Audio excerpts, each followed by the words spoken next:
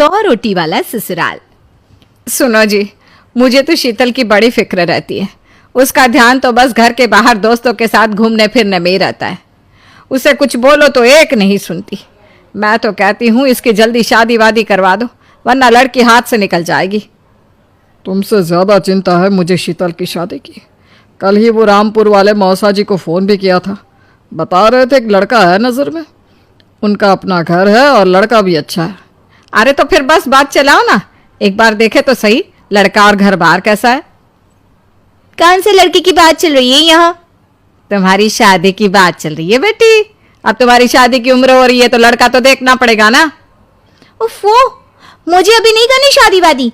ये तो मेरे खेलने कूदने के दिन है। बहुत खेल कूद ली तुम। अब घर के काम धाम सीखने की कोशिश करो, समझी? ससुराल जाकर हमारी नाक मत कटवा देना।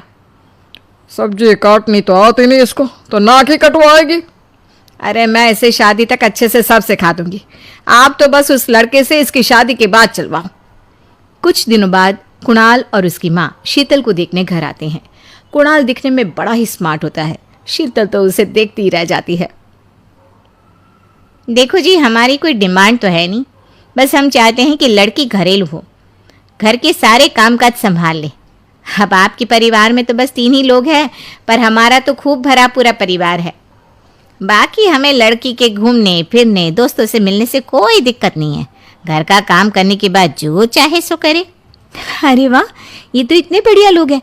लड़का भी इतना स्मार्ट है और ऊपर से इन्हें मेरे घूमने फिरने से भी कोई दिक्कत नहीं है। हे भगवान, तूने तो बिना मांगे ही मुझे सब दे दिया। बताओ जी, और क्या चाहिए हमें? हमारी तरफ से तो रिश्ता पक्का है जी। बस फिर तो हंसी खुशी शीतल और कुणाल की शादी हो जाती है। शीतल मन ही मन बड़ी खुश होती है और उसी खुशी के साथ वो अपने ससुराल में कदम रखती है। आओ बहू, तुम्हारा अपने ससुराल में स्वागत है। ये मिलो अपने परिवार से। ये तुम्हारे ससुर जी, तुम्हारी ननद सुनीता और गीता, सुनीता के पति राजेश और उनके 2 बच्चे राजू और चिंटू। ये ना हमारे साथ यहीं रहते हैं। ये तुम्हारी दादी सास है और बाकी लोग अभी बाहर गए हुए हैं।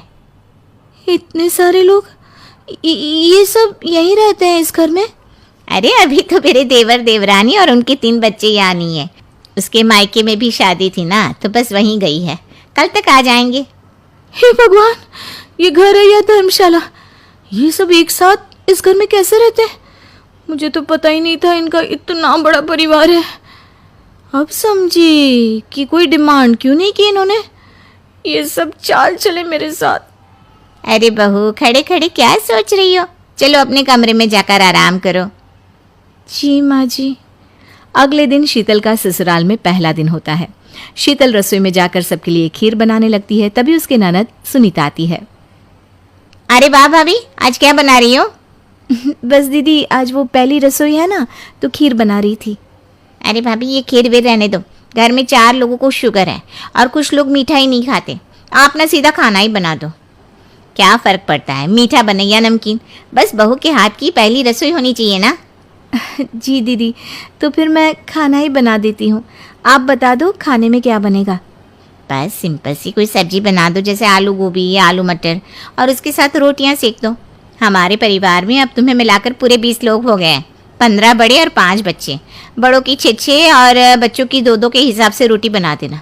चलो मैं चलती हूँ, सब देख लेना। हाँ, बड़ों की 6 रोटी मतलब कि 15 लोगों की 90 रोटियाँ, और बच्चों की 2 रोटी मतलब 5 बच्चों की 10 रोटियाँ। 90 और 10 मतलब कुल मिलाकर 100 रोटियाँ। हाय, मैं तो मर गई। 100 रोटी अकेले कैसे बनाऊंगी? माँ, ये तुमने मेरी शादी कहाँ कर दी? शादी से पहले तो मैंने कभी 4 रोटी से ज्यादा नहीं बनाई। शीतल एक बड़ी सी परात में 100 लोगों के हिसाब से आटा निकालती है और उसे गूंथना शुरू करती है।